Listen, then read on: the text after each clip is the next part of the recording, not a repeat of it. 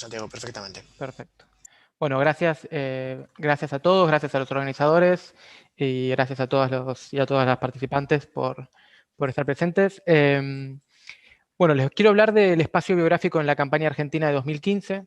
¿Sí? Esto forma parte de mi tesis de doctorado que estoy haciendo bajo el programa de doctorados industriales de la Generalitat de Cataluña. Es un programa que triangula un doctorado alrededor de una empresa, un centro de investigación, una universidad y un proyecto y un doctorando, en este caso mi caso, ¿no? Lo estoy haciendo con Ideograma, que es una empresa de consultoría en comunicación pública que tiene más de 30 años en el mercado, aquí en Barcelona, y con la Universitat Pompeu Fabra.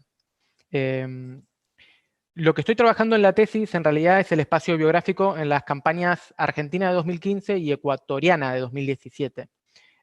Aquí, para limitarme al tiempo de exposición, decidí centrarme en el espacio biográfico en la campaña argentina y contarles parte del estudio de caso de la campaña argentina, que es mi país, de 2015.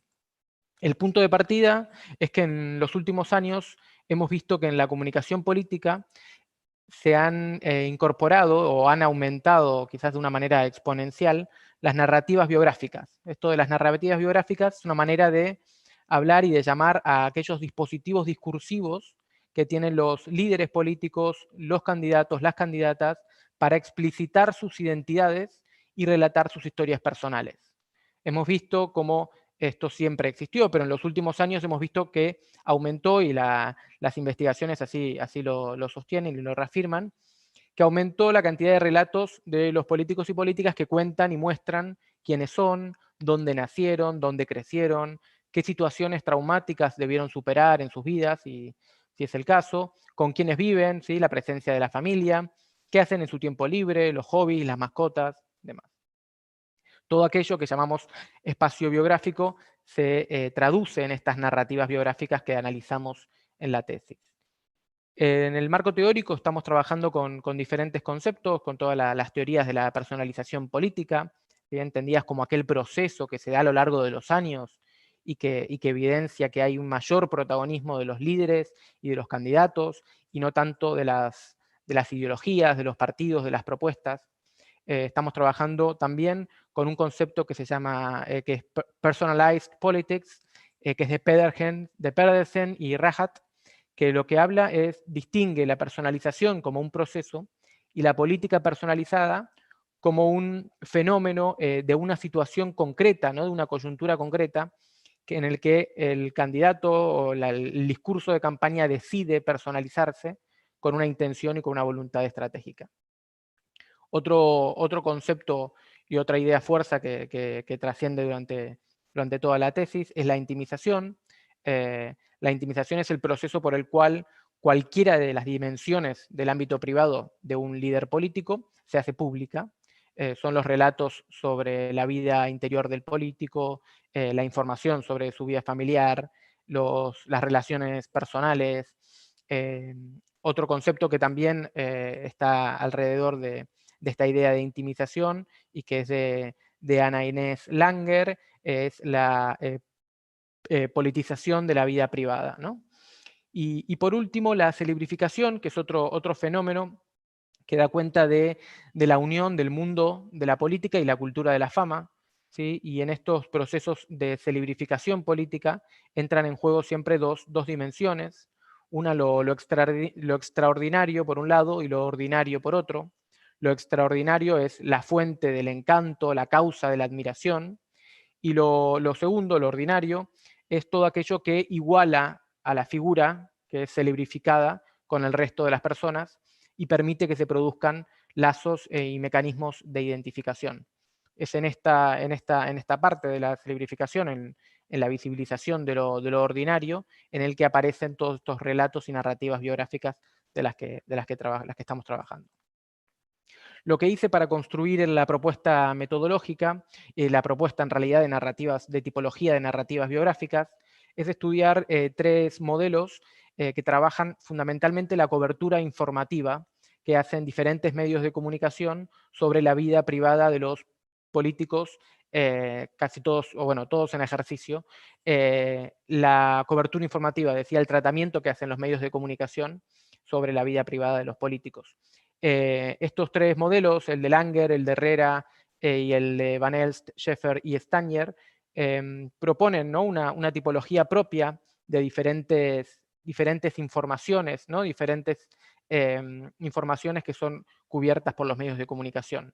Como mi intención era estudiar no la cobertura informativa, sino la estrategia de comunicación política detrás de los discursos de campaña, hice una propuesta quizás con otra perspectiva, con otro abordaje, y es la siguiente: es una tipología de narrativas biográficas que incluye, que recupera muchas de las categorías que vimos antes, y que propone estas cinco narrativas biográficas. Las historias de vida, ¿sí?, entendidas como los relatos en primera persona de la vida, de la historia familiar y de la infancia de los políticos, de las políticas. Las memorias traumáticas, como los relatos también en primera persona que narran un episodio traumático y cuentan, sobre todo poniendo el acento en cómo estos líderes políticos pudieron superar estos episodios. La biografía familiar, entendida como la presencia y los discursos sobre la familia de los candidatos, las candidatas.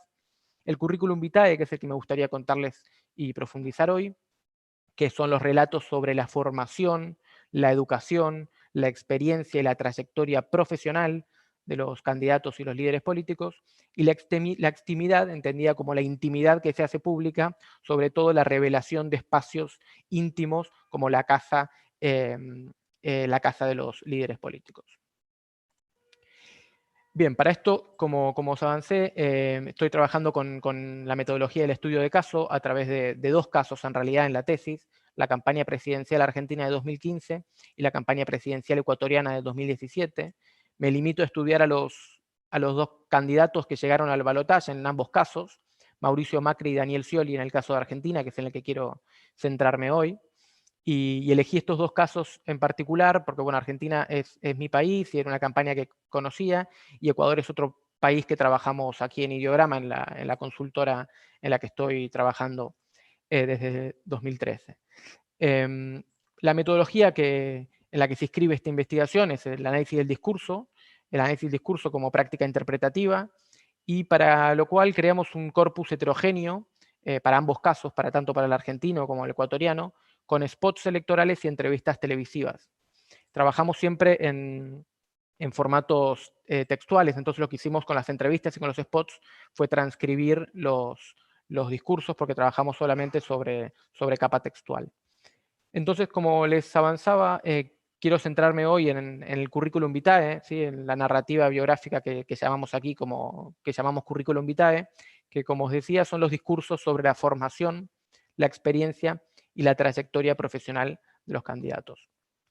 Con estos discursos se construye lo que Charodot, analista del discurso francés, llamó etos de competencia, es decir, la presentación de sí que demuestra que el político tiene conocimiento y experiencia suficiente. En el original habla de savoir-faire, y esto, lo que el político tiene que demostrar es que tiene un conocimiento profundo y demostrar que tiene medios, poder y experiencia para presentarse a la responsabilidad a la que se presenta, a la posición a la que se presenta. Es el etos de la idoneidad, de la capacidad. Es un etos también que está trabajado en análisis del discurso en casos recientes argentinos, como el caso de Cristina Kirchner, con una analista del discurso argentina que se llama Sara Pérez, o también como el caso de Néstor Kirchner con Mariano Dagatti. Entonces, lo que voy a trabajar, o lo que intento trabajar sobre el corpus de Mauricio Macri y de Daniel Scioli, es este etos de competencia. Para analizar estos discursos sobre currículum vitae, hemos dividido en dos partes: la educación y la formación por un lado, y la trayectoria profesional por otro. En el caso de educación e información, lo primero que vimos es que Mauricio Macri pone el acento en sus estudios universitarios, mientras que Daniel Scioli prefiere contar los años de bachillerato. Y estas dos decisiones, ¿no?, vamos a entender, y partimos de la base que toda estrategia de biografía se toma en base a decisiones, es que las experiencias educativas que tienen un mayor grado de valoración y reconocimiento social son las que eligen contar los candidatos. En el caso de Macri es por la carrera, que es ingeniería, y en el caso de Scioli por la institución, que era una institución, aunque sea de bachillerato, una institución muy reconocida socialmente. Salvando esta diferencia, ¿no?, en la selección que uno hace en estudios universitarios y otro en estudios de bachillerato, ambos candidatos construyen los relatos sobre el esfuerzo y los sacrificios que tuvieron que hacer para conseguir sus metas, a diferencia de lo que podíamos imaginar a priori, que cuentan su educación para mostrar ese etos de competencia del que hablábamos antes, introducen un componente sacrificial que no esperábamos y que no teníamos en cuenta en las hipótesis. Este otro caso significativo de esta primera parte del corpus, Daniel Scioli no tenía entonces una carrera universitaria, no había terminado, mejor dicho, la carrera universitaria, y la terminó faltando un mes, a menos de un mes de las elecciones, y esto también forma parte del discurso de campaña de Daniel Scioli, que prefirió terminar los estudios y comunicarlo, aunque sabía que se arriesgaba a una oleada de críticas, para construir la imagen de perseverancia y sacrificial que vimos también en otros discursos y en otros relatos del corpus general, ¿no? La segunda parte de este corpus del currículum vitae es la trayectoria profesional. Ambos candidatos, notamos aquí, que pusieron el acento en las experiencias ligadas al mundo del deporte, lo que nos llamó a priori, en principio nos llamó la atención, ¿no? Uno como presidente de un club de fútbol, Mauricio Macri, y el otro como piloto de motonáutica, un piloto de motonáutica exitoso en los años 90.